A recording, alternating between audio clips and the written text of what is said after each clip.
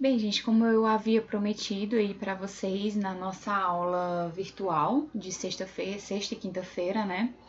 Eu essa semana decidi gravar a primeira aula só de vídeos, né, que falem sobre assuntos muito importantes da nossa matéria, sendo que eles são já a gente já viu em algum momento, mas eles são base e essenciais para que a gente possa dar seguimento, né, no estudo dos tributos em espécie de forma até mais rápida.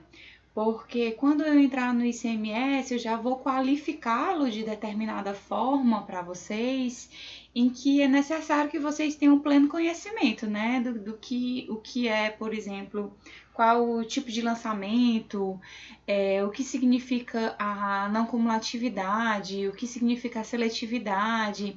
Então, por isso eu resolvi, nessa primeira aula, gravar vídeos curtos, conceituando cada um dessas classes que eu acho interessante que vocês sempre revisitem, né? E aí eu vou nomeá-los e deixar disponível no portal para que qualquer dúvida que vocês tenham no decorrer do semestre, que vocês possam retornar a esses vídeos e tirar as dúvidas de vocês. Vamos começar agora pelo que eu acho assim pelo conceito que eu acho mais importante, né? Que é a questão dos lançamentos. O lançamento, gente, ele pode ser definido como o momento em que ocorre o acertamento da relação jurídico-tributária. O lançamento, eu posso defini-lo como um divisor de águas. Mas que divisor de águas, Melissa? Ele é o divisor de águas entre a obrigação tributária e o crédito tributário. Por quê? Porque antes do lançamento, a gente tem só a obrigação tributária. A gente tem a figura, né, do sujeito ativo, que é quem cobra, que pode ser, a gente já viu que pode ser União, Estado ou município, que é quem detém a competência, cobra e detém a competência. A gente tem o sujeito passivo, que a gente vai verificar, a depender da espécie tributária, quem é esse sujeito passivo. E a gente tem essa obrigação e esse vínculo jurídico entre o sujeito ativo e o sujeito passivo, que é essa relação jurídico-tributária. É como se na parte da obrigação, o sujeito ele tem a obrigação, mas ainda não aconteceu um evento que torne essa obrigação cogente, certo? Que faça esse acertamento. E esse acertamento é exatamente o lançamento, tá? Por isso que o lançamento ele pode ser definido como divisor de águas. Depois do lançamento que ocorre esse acertamento, é no lançamento que eu descubro, o sujeito passivo, ele descobre, por exemplo, o quanto debeato, que é o quanto ele deve a título do tributo, qual é o tributo que envolve aquela relação jurídica. Então, esse momento de acertamento é exatamente o lançamento. Depois do lançamento, a gente vai falar em crédito tributário, tá? E em falando de crédito tributário, eu já estou falando de uma obrigação certa, líquida e exigível.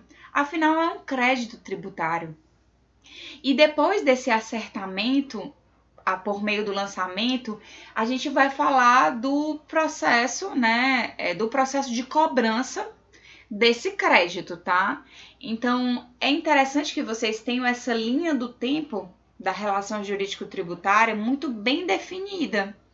E o lançamento, ele é uma parte muito importante e ele se divide em três espécies. Nós temos no nosso ordenamento jurídico três modalidades de lançamentos. E o que é que distingue essas modalidades de lançamentos? Distingue quem é que vai ser o responsável por fazer esse acertamento, tá? Vamos lá começar com a primeira espécie de lançamento. O primeiro lançamento que eu posso falar é o lançamento de ofício. Nesse lançamento de ofício, o responsável por fazer esse acertamento é apenas a administração tributária, tá? É apenas o fisco. E essa espécie está cada vez mais escassa no nosso ordenamento, porque como eu falei para vocês, é usual que a administração tributária ela queira delegar para o sujeito passivo a maior quantidade de funções para que ela fique não sobrecarregada, né? Que ela não tenha esse ônus. E aí, no lançamento por ofício, quem faz esse acertamento é só a administração tributária. Um exemplo disso, eu até peguei aqui em casa uma notificação de lançamento de IPTU, que é um exemplo que a gente tem de lançamento de ofício, tanto o IPTU quanto o próprio IPVA também. E aí eu peço que vocês estiverem em casa para que vocês deem uma olhada no lançamento do IPTU e verifiquem como nesse lançamento a gente tem aqui, ó, qual é o endereço do imóvel, né? A gente tem o valor aí tem os dados do lançamento, o valor do terreno, o valor da edificação, o exercício e o valor do venal do imóvel. Esse valor venal do imóvel aqui, gente, que é colocado, não foi o sujeito, não foi o contribuinte que indicou esse valor venal do imóvel. Quem encontra esse valor venal do imóvel é a administração tributária. Então, por conta disso, que a gente pode identificar, qualificar esse lançamento aqui do IPTU e do IPVA como um lançamento por ofício, tá? Eu, nesse primeiro momento, né, de encontrar o quantum devido, eu como sujeito passivo, eu não tive nenhuma função, tá? Se eu discordar por algum motivo desse valor, eu impugno, mas isso aí já começa um processo administrativo. Então, essa primeira fase, essa primeira incumbência, ela é só da administração tributária. A outra modalidade que eu posso citar, né, é o lançamento por declaração. E aí, no lançamento por declaração, começa a transferência, né, da incumbência para o sujeito passivo, de encontrar o valor do quantum devido, né? Ele fornece, só vocês verificarem pelo próprio nome, ele fornece uma declaração em que é possível chegar a esse quantum devido. Tá, Melissa, então essa função no lançamento por declaração é do sujeito passivo. Sim, é do sujeito passivo. Mas no lançamento por homologação, essa incumbência também é do sujeito passivo, tá? Ou seja, eu tenho um lançamento por ofício, que seria a obrigação da administração tributária, e outras duas espécies, que é por declaração e por homologação, que é do sujeito passivo a obrigação de fornecer informações, tá, para encontrar o quantum devido. E o que é que distingue o lançamento por declaração e o lançamento por homologação? Gente, é porque no lançamento por declaração, o sujeito passivo ele só presta a declaração e após prestar essa declaração, o sujeito passivo vem com uma notificaçãozinha dessa e diz, olha, pague o seu tributo devido, pague o seu imposto. Enquanto que no lançamento por homologação ocorre uma inversão de fases. Por quê? Porque além de fornecer essa declaração, o contribuinte ele também tem que adiantar o pagamento do tributo. Então, é isso que diferencia o lançamento por declaração e o lançamento por homologação. Pois no lançamento por homologação, ele tem um dever de adiantar o pagamento do tributo que ele declarou como devido. E aí os exemplos, né, que a gente tem. No lançamento por declaração, a gente tem como exemplo o ITCMD. Vamos supor que algum familiar seu venha a falecer e você tem que abrir um inventário, né, para fazer a partilha de bens. Considerando aí o evento morte, né, e a transferência dos bens, ocorre o fato gerador do chamado ITCMD, que é um tributo que a gente vai ver logo na sequência, tá? Logo depois do ICMS, porque ele é um tributo também estadual. E você vai ter que declarar ali naquele processo quais são os imóveis, qual é o valor de cada imóvel, a avaliação daquele imóvel, para encontrar o valor devido. Ou seja, você como contribuinte, você fornece o valor do imóvel e aplicando aquela alíquota, você chega ao quantum devido. Sendo que você fornece essa informação para a administração tributária e aguarda. Se a administração tributária der o ok, ela lança a guiazinha para você realizar o pagamento. Então, eu até digo para vocês, sempre que forem ao fórum, perceberem que dentro do fórum tem uma Secretaria da Fazenda, né? E por que isso? Exatamente por causa, uma das funções, né, é exatamente por causa desse tributo.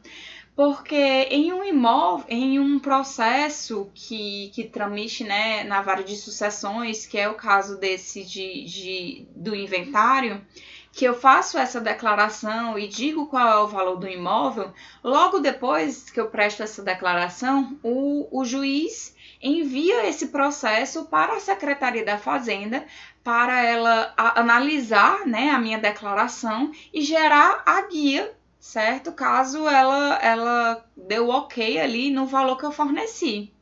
Então, esse é o trâmite do lançamento por declaração. Eu forneço a informação, mas essa informação vai para a administração tributária e ela gera a guia para o pagamento, ou seja, ela faz o lançamento.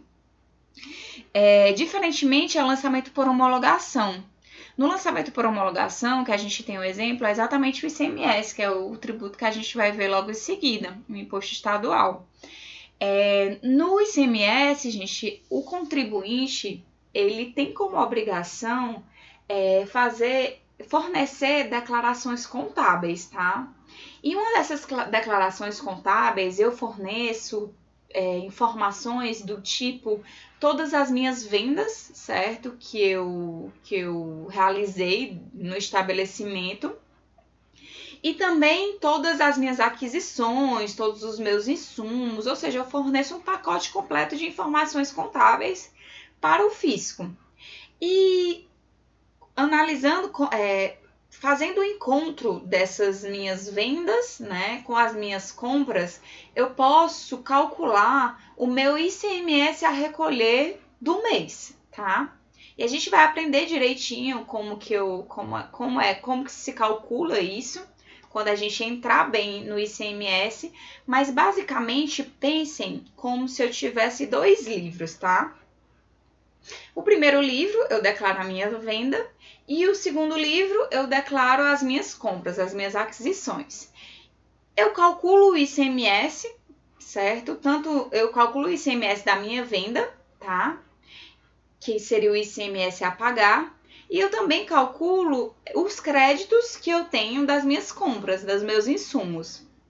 E aí, fazendo esse encontro de contas, eu vou encontrar o meu ICMS a recolher no mês. Eu vou fornecer essa informação para o fisco mensalmente. Eu tenho essa obrigação, é uma obrigação acessória de fornecer essa informação. Mas eu também, gente, tenho mensalmente que recolher esse valor que eu encontrei como ICMS a recolher. Ou seja, além de fornecer a informação, eu tenho que antecipar o pagamento do tributo. Lembrem-se, essa é a grande diferença do lançamento por homologação. É a antecipação desse pagamento do tributo, tá? E aí, gente, a vida segue. Se a administração tributária ela discordar desse valor que eu indiquei como devido, ela vai fazer uma auditoria nas minhas contas contábeis e nas minhas informações fornecidas e vão verificar o que é que está de errado, se tem ali um tributo a maior para pagar. Caso ela encontre esse tributo a maior a pagar no período, ela vai lavrar uma auto-infração dizendo que discorda, certo? Com o valor que eu encontrei.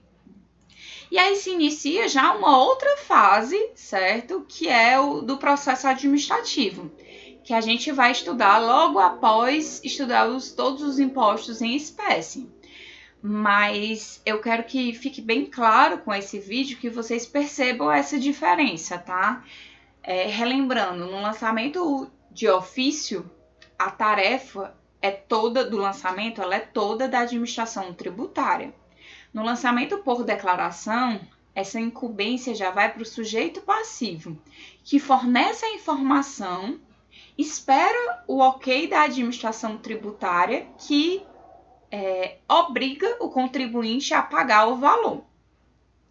Diferentemente é o do lançamento por homologação, em que eu tenho que encontrar o valor do tributo devido, encontrar o valor daquele imposto e adiantar o pagamento. Então, essa é a diferença, a grande diferença entre o lançamento por declaração e por homologação. É esse adiantamento do pagamento, tá? Também tem fiquem com essa definição do lançamento como sendo esse divisor de águas, tá? Entre a fase da obrigação tributária e do crédito tributário, e é o momento do acertamento da relação jurídico-tributária, tá? Eu espero que tenha ficado claro esse vídeo sobre lançamento para vocês e que nas próximas aulas, no decorrer das próximas aulas, eu consiga indicar o tipo de lançamento e vocês consigam visualizar com os exemplos que eu dei, tá certo?